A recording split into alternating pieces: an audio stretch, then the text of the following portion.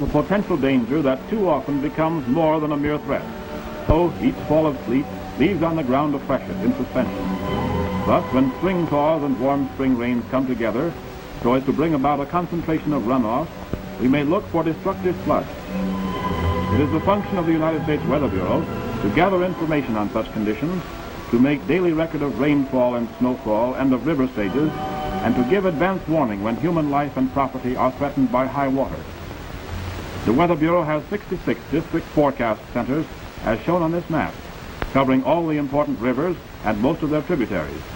Many rainfall and river gauges are strategically located in the various drainage basins throughout the country, and from each of these stations, reports are sent daily to the forecast centers for use in making river stage and flood forecasts. Precipitation is caught in a rain gauge, such as we see here, and measured in inches or hundredths of an inch. When necessary, these measurements are telegraphed or telephoned to the district center. River gauge readings are made on various types of gauges. The recording gauge shown here is on the Sacramento River at Sacramento, California. The historic inclined river gauge at St. Louis has been used for many years to measure river stages there. Some memorable high water marks on adjacent waterfront buildings. The highest river stage of record was 41 3/39 feet on June 27, 1844. This is the more modern recording gauge now in use at St. Louis. At Cincinnati, we see a river gauge which automatically indicates and records the stage of the Ohio River at intervals of 5 minutes. This is the transmitter of the telerecorder. By means of a floating cable actuating the transmitter, the exact height of the river is electrically transmitted and recorded. Here, several miles away, at the Weather Bureau office in the Abbey Observatory, we see the recording apparatus making a record of the river stage at the moment.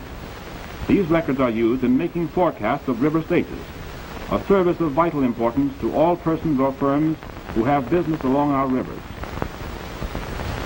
Here at Sacramento, for example, river stage forecasts and flood warnings are of vital concern to the community. Sacramento River steamboat lines, of course, depend on river forecasts every day, no matter what the stage, while business interests and residents of the waterfront rely on flood warnings to enable them to safeguard their property and their persons. This view of the Sacramento River at flood stage will give some idea of how important a flood warning may be to ranchers who have livestock on lowland pastures. The Mississippi River Basin, of course, is of major concern in this regard. It is one of the largest in the world and embraces the world's richest agricultural region as well as scores of large riverside cities. The flood warning service of the Weather Bureau is of incalculable value to millions of farmers and waterfront city dwellers of this area. This is the familiar levee at St. Louis, the scene of many a disastrous overflow of the Mississippi, and an excursion steamer of that port. Owners and masters of such boats must depend daily on Weather Bureau reports. An Ohio River boat at Louisville, Kentucky. Except in periods of high water, the stage of the river here is controlled by dams and locks built and operated by the Corps of Engineers of the United States Army. This is true also at Cincinnati and elsewhere, from Pittsburgh to Cairo. There is close cooperation between the Weather Bureau and the U.S. engineers in the gathering of weather data. This animated map illustrates how river stage readings are relayed from lock to lock each morning to the Weather Bureau District Office at Cincinnati. For example, each morning the lockmaster at dam number 14 telephones the stage there to the lockmaster at the dam next below, who in turn telephones this report and his own to the next dam farther down, and so on.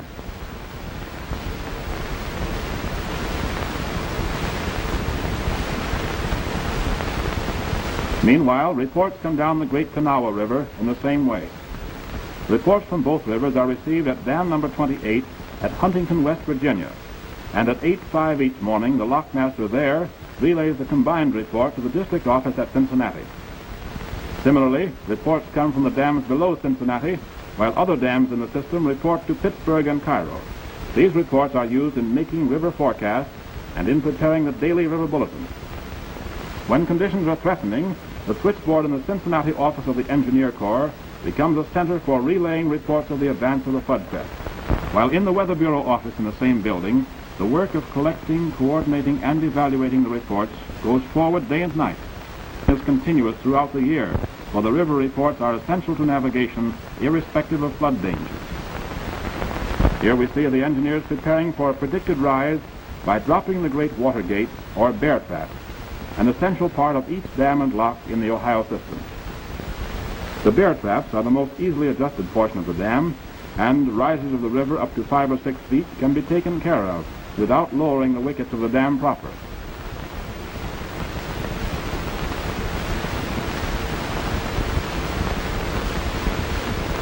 Now the bear trap is open.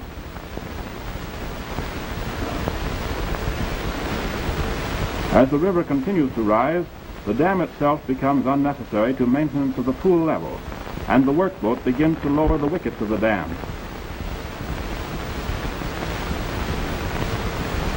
When the wickets are all down, the dam will not be any obstacle either to river navigation or stream flow. And now we see the reverse of these operations. As the river subsides in late spring or early summer, the wickets and bear traps are raised again. Raising the wickets is a slow and tedious job, requiring great skill and physical endurance on the part of the operator, whose task it is to fish for and hook the submerged rings by which the wicket is raised. As the wicket comes up, a brace or prop on the downstream side of the framework catches in a notch, forming a support for the wicket. When the prop has been set, the pressure of the water on the lower part of the wicket is great enough to snap it down into its position in the dam.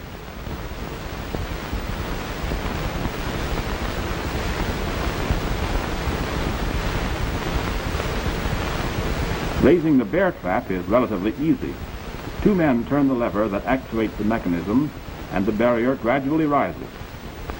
The bear trap consists of 2 leaves hinged to an anchorage on the bottom of the river, and so arranged that the hydraulic pressure of the head of the water can be used to raise the gate. Each dam usually has 2 bear traps, and they are the last portion of the dam to be closed.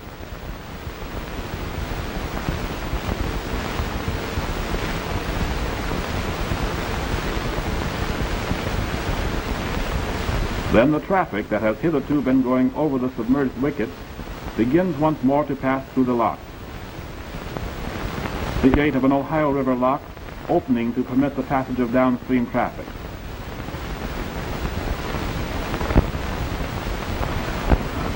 Here we see one of the modern diesel towboats handling a string of barges with a shipment of steel pipe that would load perhaps miles of freight cars. And here is one of the famous Ohio River steam packets en route to Cincinnati. This is the type of boat that figures in the periodical Ohio River steamboat races we hear about. Indeed, if we mistake not, the sister of this particular boat holds, or at least has held, the speed championship of the Ohio. All this river traffic relies constantly on the reports and forecasts of the Weather Bureau as to the stages of the river along the river route. We have seen how the Weather Bureau gathers and disseminates information as to the normal rise and fall of rivers. And now let's talk about a flood.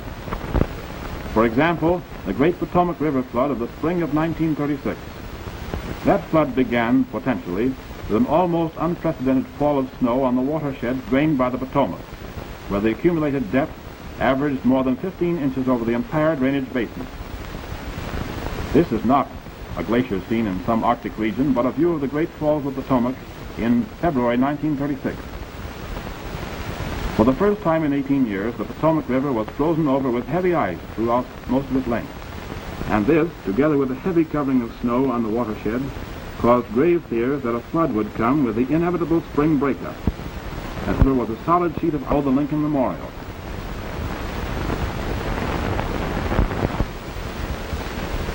While snow lay deep over the whole Potomac Basin, a period of mild weather beginning early in February caused a general thaw.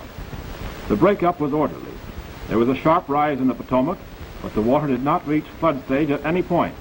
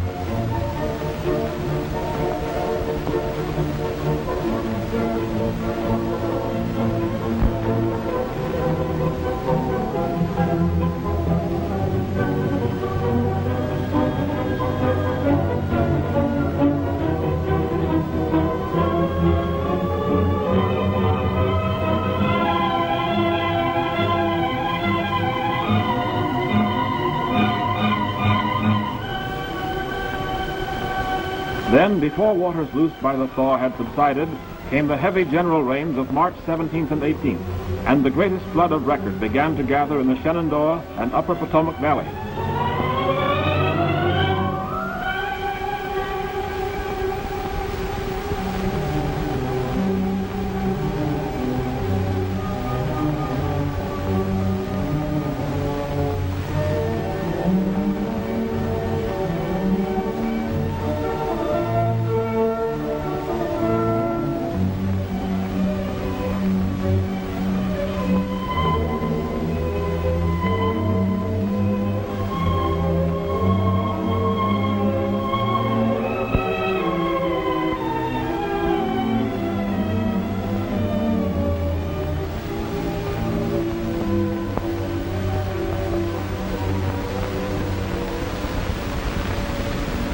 At Harper's Ferry, the business section was flooded and hundreds of persons driven from their homes. Great damage was done to property.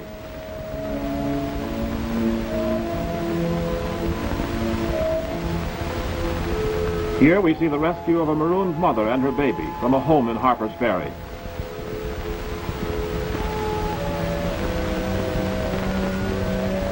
Clearly, at least one victim of this flood took it good-naturedly.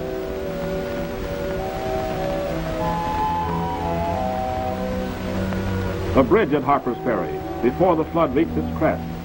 Shortly afterward, this bridge was carried away.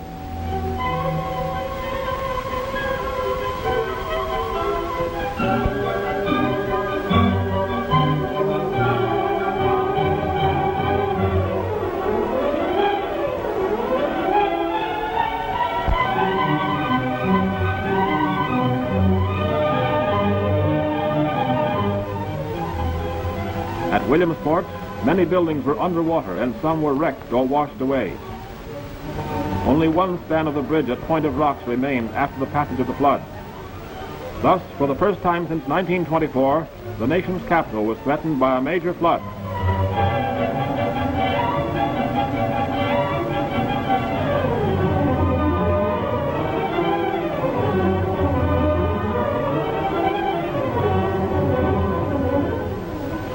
As soon as reports on heavy rainfall over the watershed were received, flood warnings were issued by the Weather Bureau. All interests were advised that a great flood was inevitable. Early on March 18th, a definite stage forecast of 19 feet was issued from Washington, D.C., the crest to occur on the afternoon of March 19th. Meanwhile, emergency labor, including CCC boys and others, under the direction of Army engineers, worked night and day building a dike of sandbags, designed specifically to protect the government buildings on the mall from the flood. Thus, a great watertight wall was stretched across the only gap through which floodwaters might reach the downtown section of the national capital. The crest of the flood passed over the Great Falls of the Potomac a few miles above Washington during the afternoon of March 19th.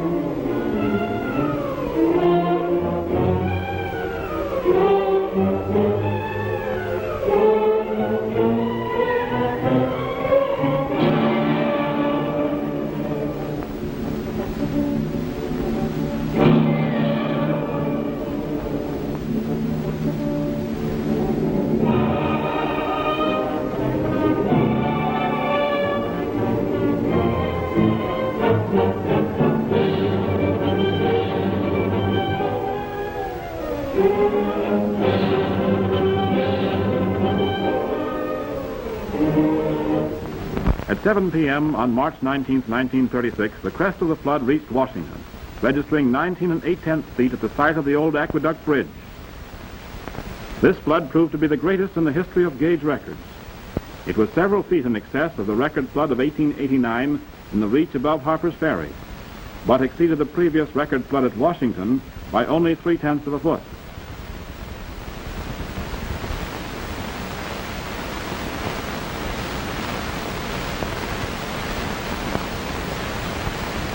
This is the John Paul Jones Monument in Potomac Park as it appeared during the passage of the flood. The water swept over the seawall and flooded East Potomac Park. Many of the celebrated Japanese cherry trees there suffered serious damage. This is the same area as seen looking down the river from the top of the Washington Monument. At the left, the harbor, Haines Point in the middle distance. The beautiful memorial dedicated to the memory of the victims of the Titanic disaster as it appeared when the flood was nearing its crest. The damage to the park system, especially to the parkway along the river, was heavy. Witness the effect of the swift current on the heavy flagstones in the vicinity of the Titanic Memorial. The flood worked havoc here and elsewhere in Potomac Park, but did not reach the imposing new government buildings along the mall. So much for the record-breaking Potomac flood of 1936. Now let's look at a record flood in another area caused by a wholly different combination of weather factors. At the beginning of January 1937, conditions in the Ohio Valley were set for disaster. Over the entire watershed, the ground had been saturated by unusually heavy December rains. The Wabash, the Cumberland, the Tennessee, and many lesser tributaries of the Ohio River were swollen. The Ohio was rising. At this juncture, the normal procession of barometric highs and lows across the continent was interrupted. For weeks, a high-pressure area hung over the Atlantic near the Bermudas, while another high persisted over the northwestern states. A trough of low pressure lay between. Warm, moist air blowing northward from the Gulf into this low-pressure area met cold counterwinds from the Arctic, and it rained for 20 days in the Ohio River Basin and adjacent areas along the Mississippi.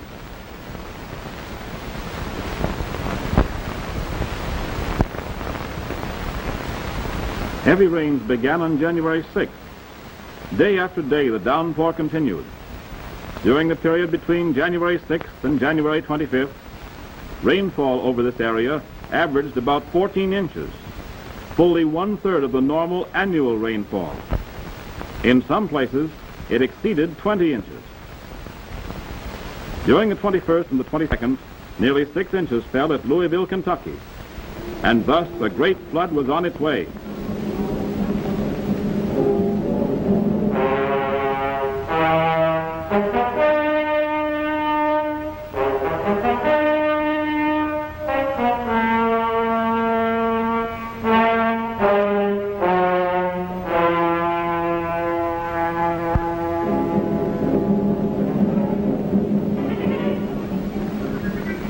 Those were days and nights of terror for hundreds of thousands living in the floodplains of the Ohio and its tributaries. Practically every home and farm located on the lowlands bordering these rivers was underwater. The streets of cities became watercourses, and rescue and relief work became everybody's business. At Wheeling, West Virginia, U.S. Route 40 looked like this. At Portsmouth, Ohio, the streets were swept by a raging torrent. Tributaries of the Ohio overflowed vast areas of farmland. No, this is not the Mississippi, merely the Scioto at flood stage. At Cincinnati, disaster was cumulative. Water rose to an all-time high of 80 feet. Sections of the city never before inundated were flooded, entailing evacuation of the residents and enormous property loss. Then fire heightened the horror of the flood, and a great manufacturing plant was destroyed, while firefighters fought a losing battle, wading through flood to bring their hose to play on the fire. The loss in this fire alone was above $1 million.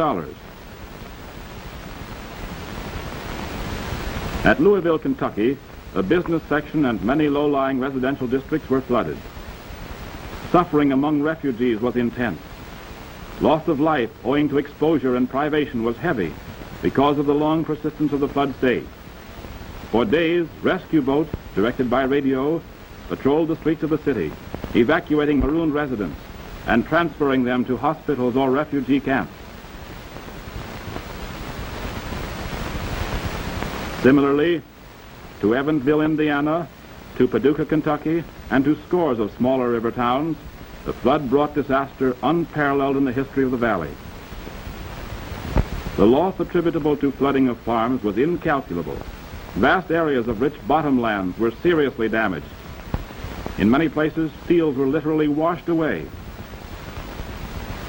Livestock that survived the flood suffered severely from starvation and exposure. These marooned animals found a haven of refuge on the top of a levee. Poor old Shep a cold and precarious perch on the top of a submerged car, while Tabby Cat takes to a second-story windowsill, high but not dry. Thus, convoyed by the angel of death and the specters of famine and disease, the crest of the greatest flood of record passed down the Ohio Valley to the Mississippi.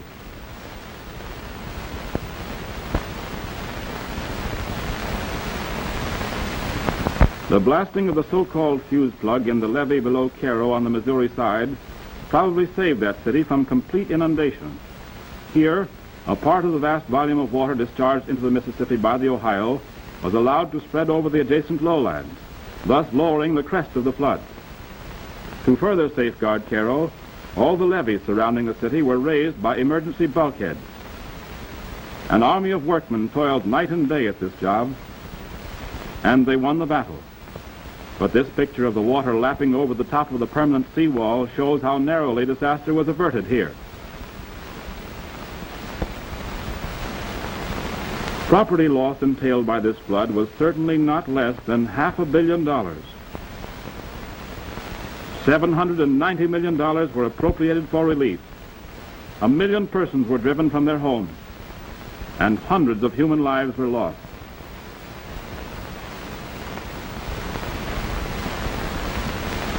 Much of this property loss, of course, was inevitable under the conditions.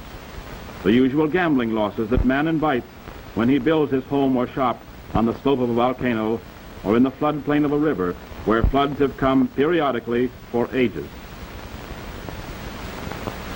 But at least the loss of life could have been largely prevented if residents and authorities of the threatened areas had paid due attention to the Weather Bureau warnings that were given them daily, both before and during the progress of the flood. Every foot of the rise in the Ohio from early in January to the all-time high stages of the latter part of the month was forecast by the United States Weather Bureau day by day. These forecasts were printed in morning and evening newspapers. They were broadcast by radio. They were posted daily in every post office in the threatened area. Nevertheless, hundreds of human lives were lost. Man is a stubborn creature, inordinately wise in his own conceit, and slow to learn that the cheap and simple way to avoid loss of life and property from great floods like this is to keep out of their way. Fortunately, the lower tributaries of the Mississippi, with the exception of the Yazoo, were not at dangerously high stages when the crest of the Ohio flood passed down the lower Mississippi. So from Memphis on, the flood did little damage, though it entailed a vast outlay of funds and labor. The water came perilously close to the tops of the levees, but they held. Above New Orleans, the floodwaters that threatened the Crescent City were safely bypassed through the new Bonnet-Carré floodway. Here, 200,000 cubic feet of water per second was carried from the main channel to sea level through Lake Pontchartrain, over a floodway but a few miles in length. Thus passed the Great Flood of 1937. In 20 days, enough rain to cover the 207,000 square miles of the watershed with water a foot deep. That's more than 176 billion tons. To impound all that water would take a reservoir almost as large as Lake Erie. A great flood, an exceptionally disastrous flood, but only one of many such floods. Don't forget the flood of 1927, of 1922, of 1913, of 1884, of 1844. Indeed, we can go back 400 years and find in print a description of a flood that fits this one fairly well. Here in this little moldy volume, printed in Lisbon in 1605, and now locked up in the Library of Congress among its rarest treasures, Garcilaso de la Vega tells of a flood that De Soto's men saw in 1543 somewhere below Memphis. Here on leaf 300, he says, on each side of the river, the water extended over 20 leagues of land. They say that old Garcilaso was given to exaggeration, perhaps, but the Yazoo backwater of 1937 stretched a long way. Again, he says, nothing was seen but the tops of the trees. Well, and farther on, speaking of the homes of the Indians, he continued, their houses are constructed on thick posts or pillars. Thus they protect themselves from inundation. What intelligent people, those aborigines. The houses we see here are the homes of civilized people with the advantages of free schools, universal suffrage, 5-cent hot dogs, and this and that, but wholly wanting in aboriginal gumption. A great river, the father of waters, a great river. A river worthy of wholesome respect.